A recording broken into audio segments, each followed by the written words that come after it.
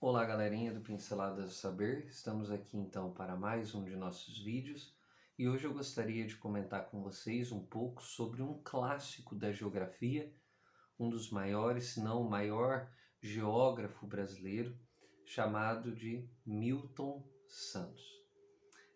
Milton Santos tem um livro muito interessante, que foi o livro inclusive que eu escolhi para fazer o meu ah, plano de ação, né, na escola onde eu leciono, aqui na cidade de Tupã, e também para o plano de aperfeiçoamento, que é o livro Por uma Outra Globalização.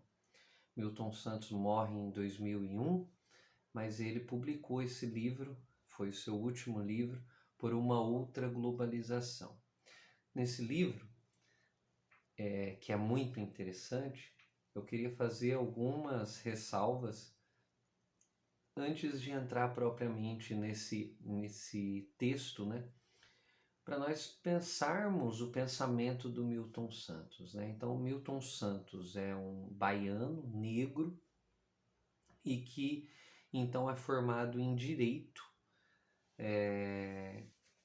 na Bahia, na Federal da Bahia, e posteriormente ele começa a lecionar então Geografia na cidade de Ilhéus, né?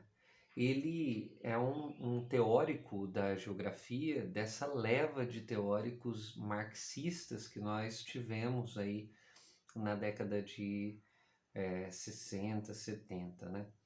O Milton Santos, ele chama muito a atenção porque ele é um teórico primeiramente da luta de classes, né? Então é importante fazer essa ressalva, porque quando nós falamos que um autor ele é marxista, uma das primeiras coisas a serem ditas é que o marxismo ele lê a sociedade a partir da luta de classes. Isso é, existem tensões que constroem a sociedade.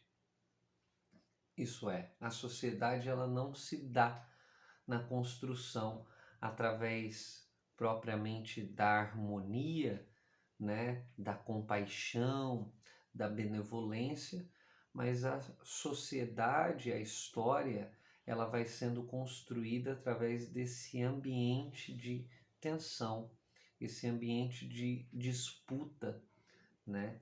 E esse ambiente onde nós temos classes dominantes e classes então dominadas, né? Essa é a primeira premissa que eu diria que nós precisamos de ler o Milton Santos a partir do óculos dos teóricos da luta de classes, né? Uma segunda coisa que eu diria relacionada ao Milton Santos é que, como um bom marxista também, é óbvio que eu não estou dizendo aqui que o Milton Santos é alguém extremamente rendido a todas as noções do marxismo, né? Mas eu estou dizendo basicamente o que eu percebo ou o que eu percebi lendo esse livro do Milton Santos no seu discurso, na sua escrita, né? Uma segunda coisa é o seguinte, é que ele lê o prisma da história da humanidade a partir da história enquanto uma continuidade, né? O que eu quero dizer com isso? Eu quero dizer que ele lê a humanidade pela via da evolução humana, né? Então, existem desenvolvimentos dos seres humanos que podem ser evidenciados olhando para uma trajetória histórica, né? Tanto que, quando a gente vê os escritos dele, em nenhum momento há uma completa e total repulsa em relação à globalização. Isso é, uma negação, né? Uma ojeriza, de modo nenhum, muito pelo contrário. Né? Ele diz que todos nós queremos a globalização e ela não é algo para ser postulada se nós queremos ou não. Ela é um fenômeno dado, né? Agora, a questão é quais são as globalizações possíveis, né? Mas a gente vai chegar nesse tópico logo mais à frente. O que eu estou querendo dizer é que ele lê a história da humanidade a partir desse prisma do materialismo, né? Então, o que eu quero dizer com materialismo? De que os espaços geográficos, eles são formulações ou eles são construções sociais, isso é, ele se constrói a partir da relação desse ser humano com a natureza, né? Que vai se formando esses espaços geográficos. E a partir das relações dos seres humanos com a natureza, as suas técnicas elas vão aumentando, elas vão modificando, elas vão se transformando. E aí então eu caio no livro a respeito das globalizações. Bem, a primeira coisa que é necessário ponderar é que muita coisa já foi dita a respeito da globalização. Inclusive em um podcast que nós estamos preparando, um dos meus amigos falam exatamente isso, né? Que muita coisa foi construída a respeito da globalização antes do Milton Santos, né? E quando ele escreveu nos anos 2000, isso realmente era um assunto bastante debatido, discutido, né? Ponderado. Mas ele traz uma perspectiva da globalização que é interessante. A primeira perspectiva que eu queria ponderar aqui, então, é que ele apresenta a globalização como fábula. Isso é, a globalização ela tem um discurso sobre ela. O processo da globalização se apresenta de uma determinada maneira. Uma determinada maneira que é aquilo que nós poderíamos dizer que é aquilo que a globalização ou que as classes dominantes da globalização ao menos gostaria que ela fosse, que é o discurso a respeito da globalização como algo extremamente benéfico. Então, é interessante porque dentro da sala de aula a gente também trabalha com com essa visão de globalização inicialmente, né? Então a gente vai e chega até o aluno e fala assim, olha, o que é a globalização, né? Então nós temos uma série de respostas como a globalização é uma maior interação entre os espaços sociais, entre os espaços históricos e sociais. Então existe uma contração do tempo, existe uma contração do espaço, e isso faz com que esse mundo ele esteja cada vez mais integrado, né? Ele esteja cada vez mais interligado pelas suas relações. Então, o que acontece hoje na Ucrânia tem impacto no Brasil. O que acontece na Rússia tem impacto no Brasil, né? Então, o mundo cada vez mais ele se torna interdependente. Ok, então nós temos uma maior integração nas relações políticas e no efeito e nas causas, né, entre os países. Nós temos uma maior interação na questão do transporte, né, o transporte físico e o transporte também informacional. Então, nós temos a informação a todo instante sendo transmitida, né? Eu estou aqui do meu quarto fazendo um vídeo que pode chegar no mundo inteiro, né? O meu canal, por exemplo, o canal Pinceladas do Saber, nós temos pessoas que acessam esse canal de Portugal, dos Estados Unidos, enfim, de uma série de lugares, né? Inclusive eu tive o privilégio de receber um livro, um recebidos de um autor da teologia que eu comentei aqui no canal. Quer dizer, eu da minha casa, do meu lar, fiz um vídeo que chegou até o autor do livro, né? E ele tomou conhecimento de que eu existia. Isso é, a informação, ela cada vez mais tem essa facilidade de se deslocar, né? Com um livre acesso através principalmente da internet.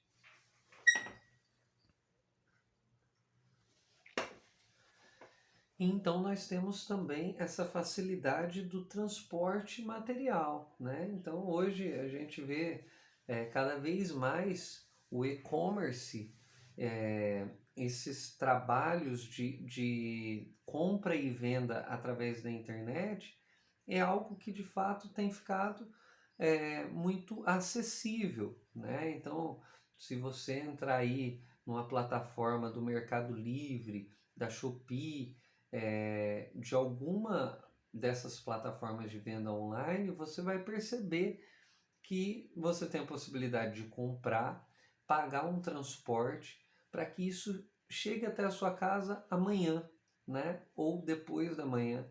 Então, nós temos uma facilidade. A globalização se apresenta dessa forma, né? É a maneira como ela se apresenta. Então, olha só, mais pessoas estão tendo acesso ao consumo, mais pessoas estão tendo acesso aos produtos, mais pessoas estão tendo acesso à informação, mais pessoas estão tendo acesso a outras pessoas, ao mundo no geral, né? Então, a globalização, esse é o discurso do que ela gostaria de ser, ou do que as classes dominantes da globalização gostaria que ela fosse.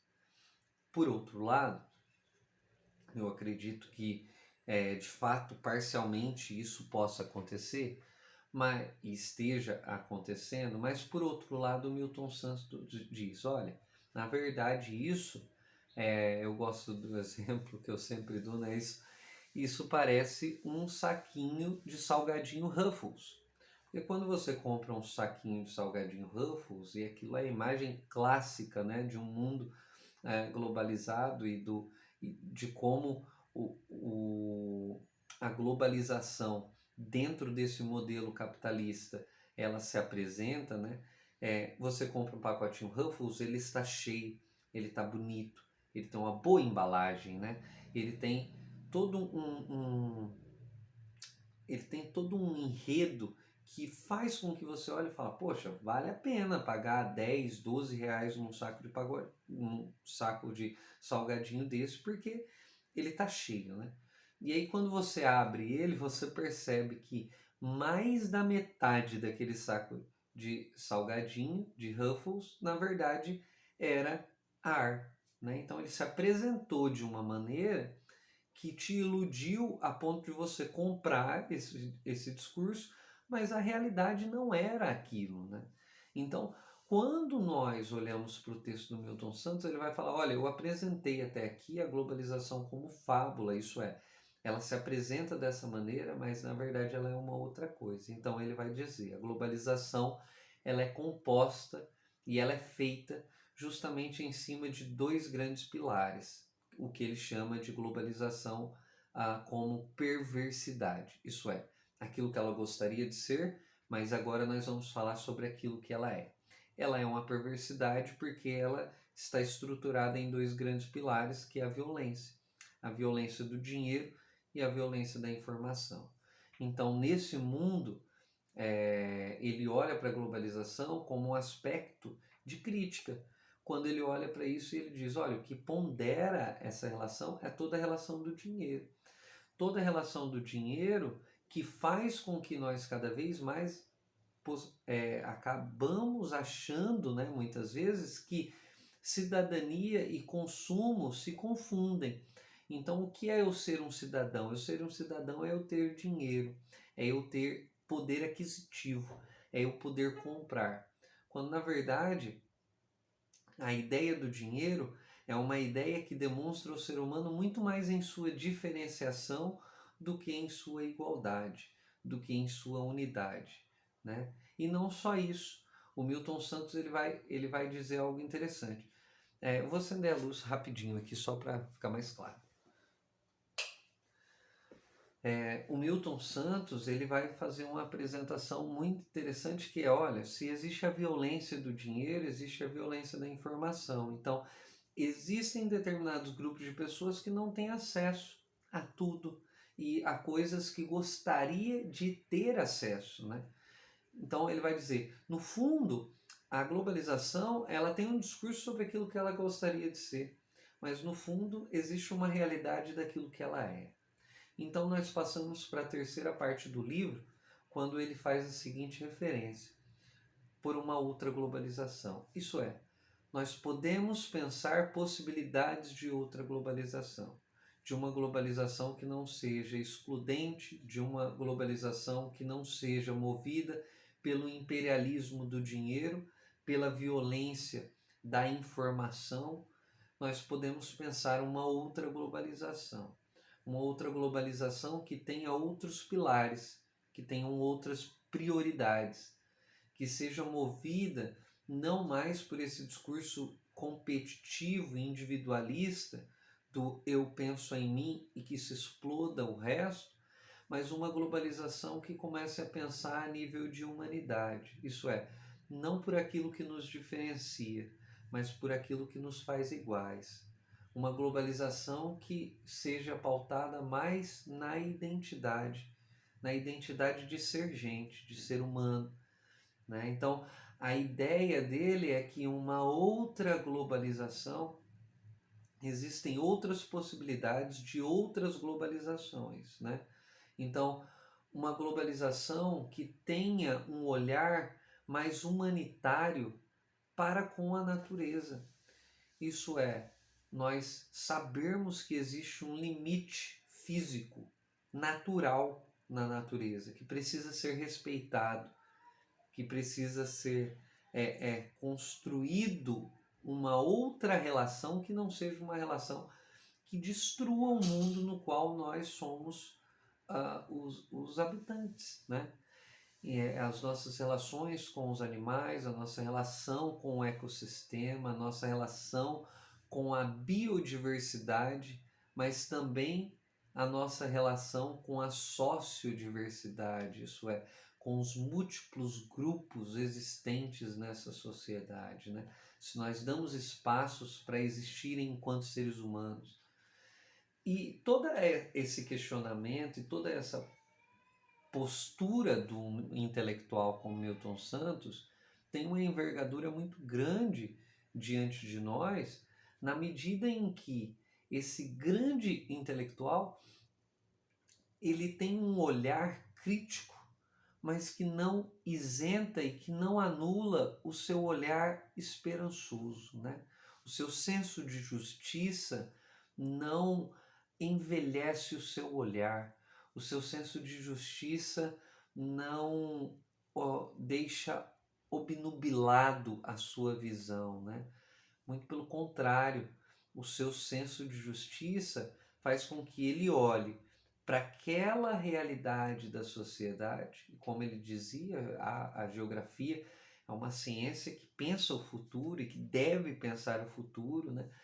Ele olha para aquela realidade daquela sociedade e ele consegue vislumbrar dentro desse próprio caldeirão de perversidade movimentos e forças que vão fluir, né? Movimentos e forças que vão nascer, flores que nascerão no asfalto, né? Então isso é muito importante e necessário de ser visto no livro Por uma Outra Globalização.